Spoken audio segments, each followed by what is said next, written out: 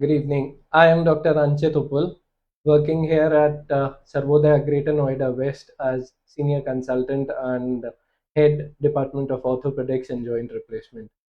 I welcome you all to this Facebook Live session on osteoporosis and bone health. Basically, what is osteoporosis?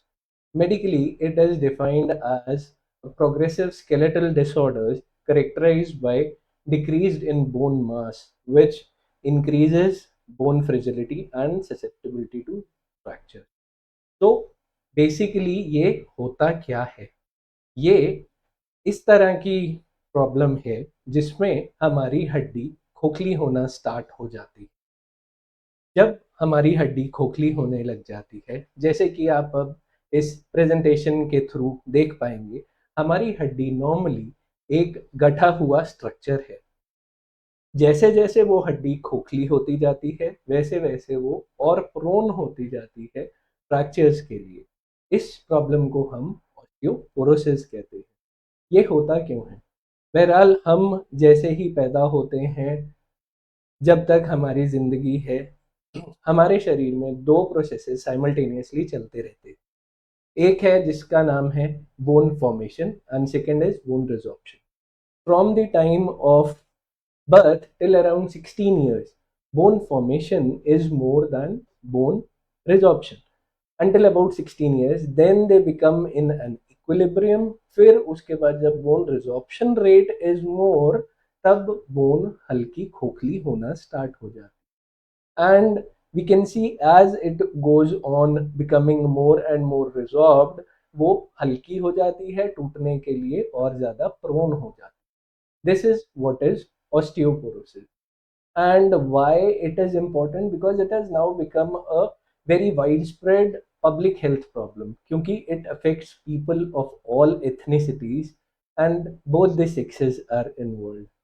And osteoporosis आज की date में is divided into two groups, primary and secondary. Primary basically is type 1, which is in postmenopausal females, which happens in females after the age when they have attained menopause and उससे 10-15 साल के बाद। जबकि type 2 is senile osteoporosis which happens because of aging. Secondary osteoporosis underlying pathologies के कारण।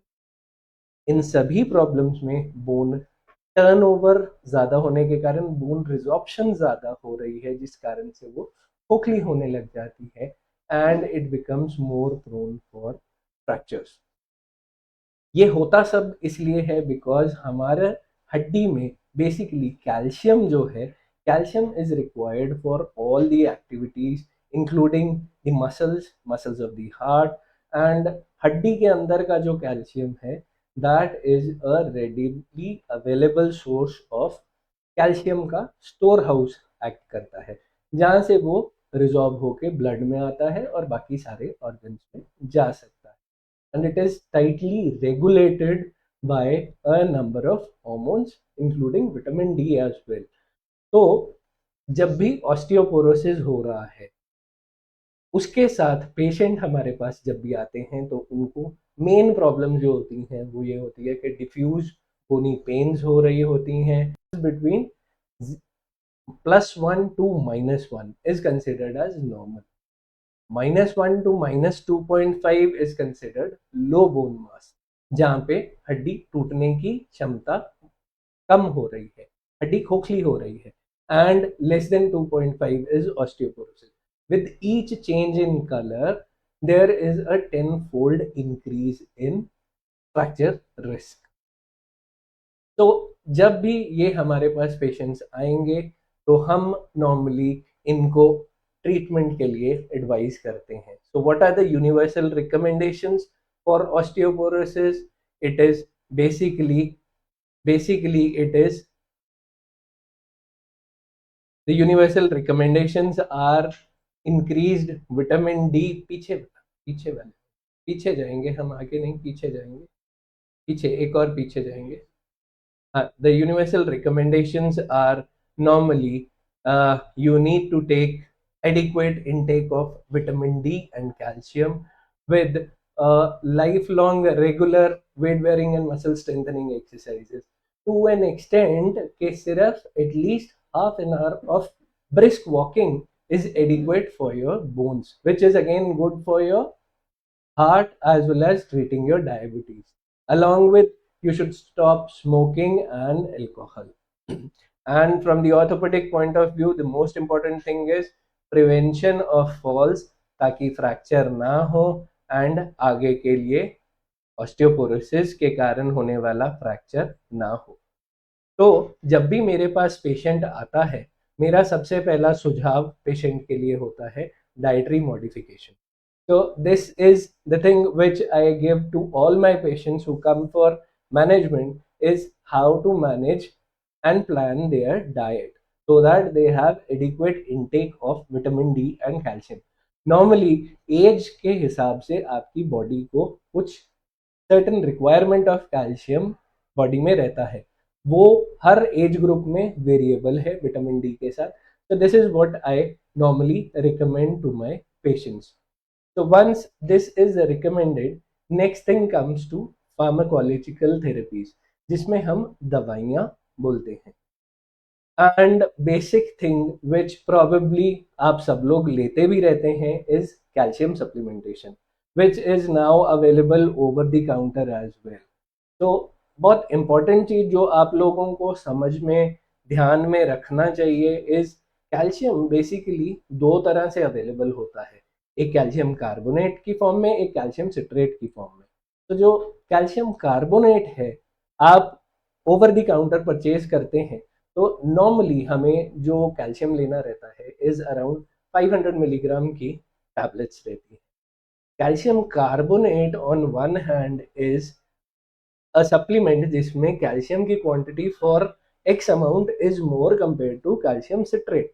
1000 grams of अगर हम calcium carbonate ले रहे हैं उसमें हमें 400 मिलीग्राम का कैल्शियम मिल जाएगा एलिमेंटल, बट कैल्शियम सिट्रेट 1000 में से हमें सिर्फ 210 ही मिल रहा है.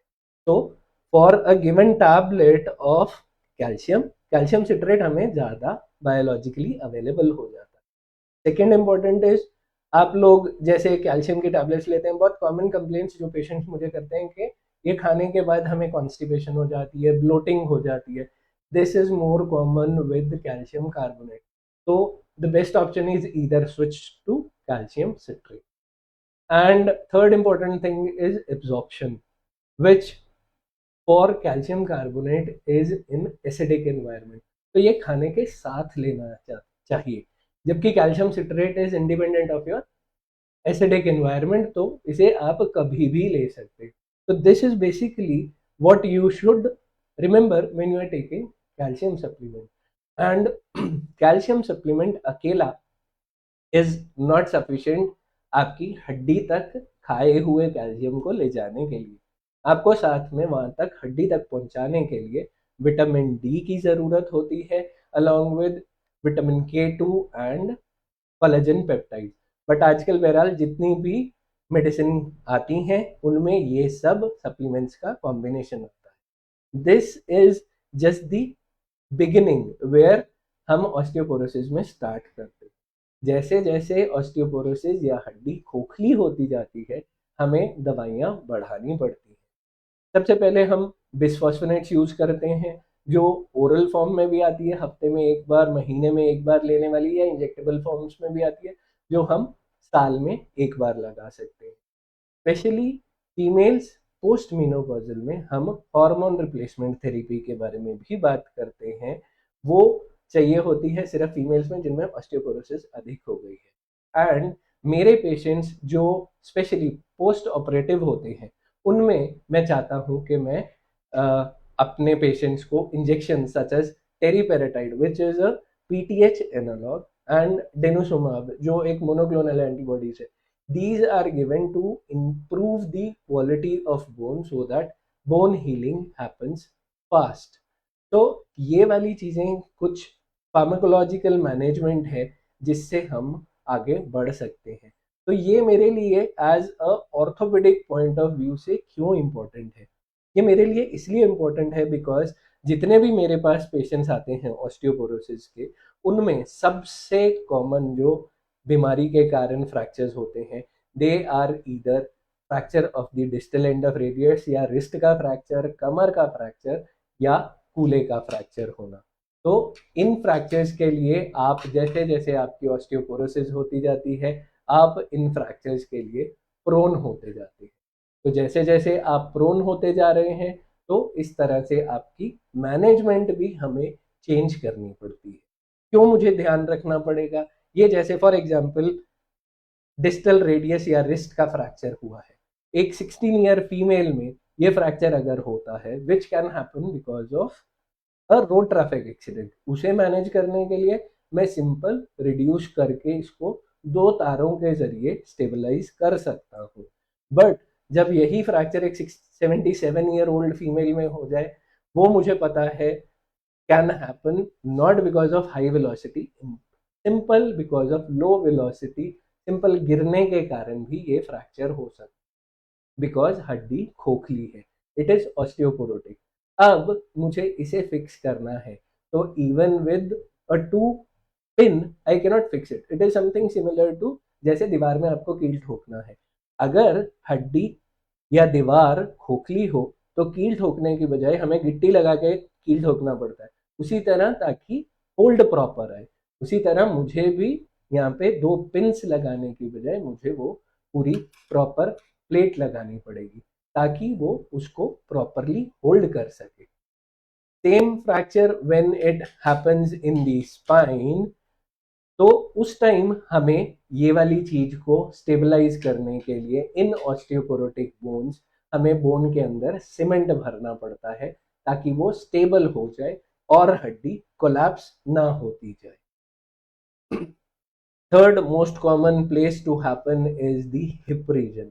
यही फ्रैक्चर अगर किसी यंग पेशेंट में होता है, जैसे कि अभी आप स्क्रीन पे देख पा रहे हैं, तो उसे मैं स्टेबल करने के लिए उसमें रॉड डाल देता हूँ विद अ स्क्रू, ताकि वो उसको पकड़ सके, वो अच्छी स्टेबल फिक्सेशन देता है। जबकि यही अगर छोटी हड्डी, सेम हड्डी उस जगह से टूटी है but in a osteoporotic bone, same way आप देख सकते हैं जैसे पुराने में fixation young healthy solid bone में किया था, सेम वे इसमें भी फिक्सेशन हुआ, बट बिकॉज हड्डी खोखली है, वो उसको होल्ड नहीं कर पा रहा, ये स्क्रू ऑटोमेटिकली बैकआउट हो जाती। तो उस केस में फिर मुझे कूला रिप्लेस करना पड़ता है, आधा कूला रिप्लेसमेंट करते हैं। क्योंकि हमें बहुत कॉमनली ये मालूम है कि हड्डी की स्ट्रेंथ कमजोर है compare to the strength of metal rod जो हमने डाली है, तो वो मेटल की रॉड कई बार खोखली हड्डी में कट थ्रू कर देती है, हड्डी के बीच घुस जाती है। अगेन उन सबको हमें ठीक करने के लिए रिप्लेसमेंट करना पड़ता है। तो इस सब सिनेरियो को देखते हुए हमें नॉर्मली इन ऑस्टियोपोरोटिक बोन्स कई बार हम डायरेक्टली ये वाली सर्जरी कर देते हैं, जिसमें हम हिप को रिप्लेस करते हैं। Common other scenario is the fracture neck of femur, which is very common even in young, even in elderly.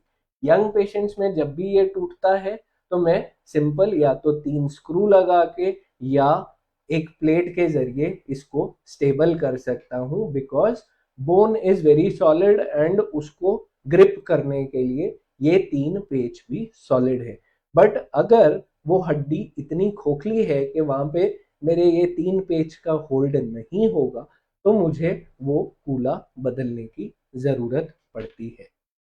तो ये हमने आज कुछ देखा, basically what is osteoporosis and why it is important. तो why is it important? Because osteoporosis अगर हो जाता है, तो osteoporotic bone is more prone to fractures and fracture management मेरी खराब होने लग जाती है, जिसके लिए मुझे उसको और अच्छे तरीके से हैंडल करना पड़ता है। So this is all that is from my side regarding osteoporosis and how I deal with osteoporosis. So coming back to where we started, why is it now a public health problem? ये basically India में worldwide it is now a concern because the basic cause is lack of awareness about this problem, lack of healthy diet including calcium and vitamin D intake. तो I hope आज के मेरे इस live session से आप लोगों को कुछ इनपुट्स मिले होंगे, how to live a healthy life and what supplement kind of supplement you should take and how we can handle a patient who has osteoporosis. So coming to the famous proverb, prevention is better than cure. So live a healthy life with healthy maintenance of healthy and strong bones. Thank you. So I would just like to open it for any questions. If you have, I would be happy to answer those questions. I have few questions on the screen. The first one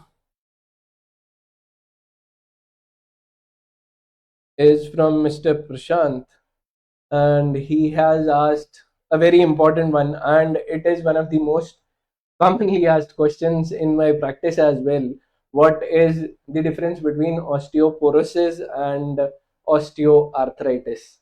तो ये मैंने ना मतलब anticipate किया था, कोई ना कोई जरूर पूछता ही पूछता है, because it is very common. So ये मैंने एक स्लाइड भी बनाई थी, what is the difference between osteoporosis and osteoarthritis. तो it is something like osteoporosis, अभी जैसे हमने सुना, ऑस्टियोपोरोसिस इज हड्डी को खोखला कर देती है, which increases its potential for a fracture because of खोखलापन. On the other hand, osteoarthritis क्या है? Osteoarthritis is simple, like every joint in our body is covered with a cartilage lining या झिल्ली जिसको हम बोलते हैं. जिस तरह उम्र के साथ हमारे बाल सफेद होते हैं, डिजेनरेटिव चेंजेस हर ऑर्गन में आते हैं, उसी तरह ये कार्टिलेज में भी आते हैं. जब वो कार्टिलेज घिसना शुरू हो जाता है, नीचे की हड्डी एक्सपोज होना शुरू हो जाती है, तो आपस में फ्रिक्शन के कारण ये हड्डी रगड़ खाने लगती है, something like this. This is what is osteoarthritis. Normal bone में ये कार्टिलेज कवरिंग होती है. When this cartilage covering gets eroded and the subchondral bone is exposed, रगड़ खाने के कारण जो पेन आती है, that is what we call as osteoarthritis. So that is the main difference between osteoporosis and osteoarthritis, and the management is totally different depending on what stage of osteoarthritis you are in. The management varies from patient to patient. So taking a few more of the questions. Okay mister Pankaj की तरफ से एक question था, can you suggest how frequent and how long calcium supplement is required? See, blindly to recommend how long or how frequent calcium supplementation is required would be a wrong suggestion. But yes, normally depending on how bad your BMD or your DEXA scan reports are or how porotic your bone is, वो हमें normal x ray करने पे भी पता चल जाता है आपकी बोन कितनी ऑस्टियोपोरोसिस है. And we do test, battery of test. हमें जैसे पता चलता है कि कितनी आपकी हड्डी खोखली हो रही है, उसके हिसाब से नॉर्मली हम रिकमेंड करते हैं calcium. But rough estimate would be daily requirement of 1000 से 1500 milligram depending on what age category you are. उसके हिसाब से somewhere around 500 milligram of calcium supplementation per day is the best way out. And अगर उससे ज़्यादा की supplementation है, it is always advisable to give more than 500 milligram की अगर requirement है in 2 divided doses rather than taking a single tablet of 1000 milligram, and for a duration of around minimum of 2 months in a stretch, then a gap of say around 15-20 days, again 2 months. So in that same manner you can continue for around 6 months. So depending on how bad your osteoporosis is, other medical things are required as well, right? So let's take someone else's. In osteoporosis, walking or exercise, which is better? Subhash Nagpal जी ने ये question पूछा है. देखिए, सबसे पहली चीज, osteoporosis आपकी कितनी है, that would decide which is better. अगर सुभाष जी आपकी osteoporosis is very very very significant, तो probably walking is out of the way, then probably exercises are better. So if we are talking about prevention of osteoporosis, probably exercises in the sense of walking for daily 30 minutes per day is good enough to prevent osteoporosis. But अगर osteoporosis बहुत significant है, जिसमें हमें पता है there is a elderly patient with increased propensity for fractures, probably walking with the help of aids, either a walker or a stick support, and exercises to build the muscles is a sensible option, right? So probably osteoarthritis and not. Okay, Subhash ji ने change किया. Okay, osteoarthritis and not osteoporosis. Subhash ji, osteoarthritis again आपने वो पूछा, osteoarthritis not osteoporosis. Osteoarthritis में definitely both have their own role. Exercises plus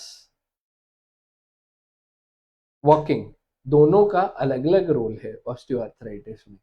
simple logic, आप जब भी walk करते हैं, आपका लोड पूरा ट्रांसफर हो रहा है ऊपर वाली हड्डी से नीचे वाली हड्डी की तरफ. एक्सरसाइज करके आप मसल्स को स्ट्रॉन्ग कर रहे हैं. when you have a strong muscle, some of the load is shared by the muscle. तो एक्सरसाइज करके आप मसल को शेयरिंग में ला रहे हैं, load on the joint is reduced. तो मसल बिल्डिंग का अपना सिग्निफिकेंट रोल है. वॉकिंग का अलग रोल है, जितना आप वॉक करते हैं उतना आपको न्यूट्रिशन आप प्रोवाइड कर रहे हैं आपके जॉइंट्स को. तो yes, both have equal and significant role in management of osteoarthritis. तो आपको बिल्कुल walking plus exercises is important in osteoarthritis. Secondly, in osteoarthritis, probably we'll have another Facebook live for management of osteoarthritis. उसमें आप और ज़्यादा सुनेंगे इसके बारे में, how do we manage it. But yes, अभी के लिए exercises, probably things which need to be done and which are to be avoided would be, आपको क्रॉस लेग जमीन पे बैठना अवॉइड करना चाहिए, स्क्वाटिंग अवॉइड करना चाहिए. Walking is very good, cycling is very good. Squats and lunges जो gym में करवाते हैं, they are bad for your knees. Cross trainers in the gym are bad for your knees. So this is in short what is required and what is not required for arthritis. तो यशपाल जी ने question पूछा, does everyone need vitamin D supplement? Yashpal ji, probably it is again a very important thing. yes, vitamin D का बहुत significant role है calcium की uptake inside the bones में, and हमारा osteoporosis management is inadequate without a vitamin D supplementation. But we have to be very careful because vitamin D कमी जितनी खतरनाक है उतनी उसकी टॉक्सिसिटी भी इम्पोर्टेंट है. Because excess of vitamin D अगर बॉडी में हो जाता है तो वो भी डिफिकल्ट प्रॉब्लम है ट्रीट करने के लिए, जिसमें हमें पोस्ट डायोरेसिस करके आपके बॉडी से निकालना पड़ता है. तो the best way out is get your vitamin D level tested. Depending on what your level is, उसके हिसाब से हम विटामिन डी सप्लीमेंटेशन करते हैं. बिकॉज आज के इस दौर में जहाँ हम इंडियन सब कॉन्टिनेंट में रह रहे हैं, probably every third person is vitamin D deficient. Because जो विटामिन डी हमें नेचुरली बॉडी बनाती है फ्रॉम सनलाइट, उसके लिए we need at least 80% of the body surface exposed for more than half an hour before 9 o'clock, because UV rays before 9 o'clock Indian सब continent में वो वाली पड़ रही है, विच इज प्रैक्टिकली इम्पॉसिबल आजकल. तो yes, everybody does require, but blindly सबको नहीं ले लेना चाहिए. Depending on what your level of blood level of vitamin D is, you should get a prescription of vitamin D and then take supplementation of vitamin D.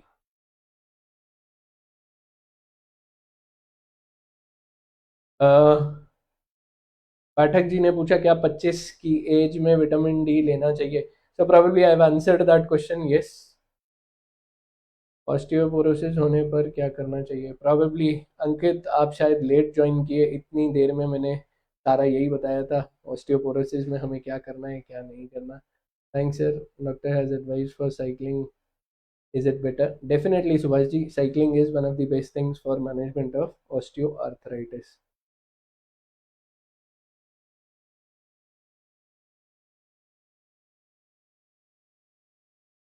Pankaj Pande ji ने पूछा what is the treatment of HLA-B27 positive. Pankaj ji, though this is totally out of the context of what we are managing today, probably a one-to-one conversation on this would be very very helpful. But HLA-B27 अगर positive हैं तो वो एंकलोसिंग spondylitis हो जाती है, जिसकी treatment is totally different depending on कितना joints involve हैं, कितना सिवियरिटी है, उसके हिसाब से हम इस बीमारी को मैनेज करते हैं. तो probably one-to-one conversation or an appointment with me and one-to-one interaction, we would be able to handle this problem in a much sensible and proper manner. Prince की तरफ से क्वेश्चन था, just want to know that there is any surgical cure for osteoporosis. As such, there is no surgical cure for osteoporosis, but yes, our surgical managements in variety of diseases do change according to the degree of osteoporosis your bone has. अगर वो बहुत ज़्यादा खोखली होती है तो हमें बहुत सारी चीज़ें चेंज करनी पड़ती हैं सर्जिकली. प्लस ऑस्टियोपोरोसिस को इम्प्रूव करने के लिए पोस्ट ऑपरेटिवली भी मैं अपने पेशेंट्स को कुछ सप्लीमेंट्स ऐसे देता हूँ, इंक्लूडिंग ड्रग्स, जैसे मैंने बताया था, injection, which help in faster bone formation, ताकि हड्डी बाद में जुड़ सके. एंड अब हमारे पास टेक्नोलॉजी इतनी एडवांस हो गई है, both for fracture management and for replacement. We have a variety of new locking plates for managing fractures. And replacement में भी अगर हड्डी बहुत ज़्यादा खोखली हो तो हम कई बार सीमेंटेड इम्प्लांट्स यूज कर लेते हैं instead of uncemented ones. Recently हमने लास्ट 2 वीक्स बैक या सर्वोदया ग्रेटर नोएडा वेस्ट में भी एक same osteoporotic fracture neck femur का पेशेंट थे, उनका भी सेम इसी कारण से हमें सीमेंटेड कप करना पड़ा था, बिकॉज हड्डी बहुत खोखली थी जहाँ पे अनसीमेंटेड नहीं कर पा रहे थे. तो the answer to this would be no, surgery is not the cure for osteoporosis, but हमारा ट्रीटमेंट प्लान डेफिनेटली चेंज हो जाता है in osteoporotic patient.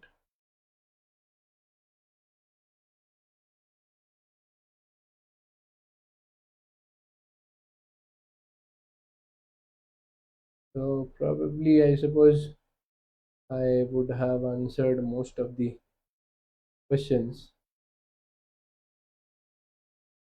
Yeah, probably if we don't have any more questions, I would like to close the session now.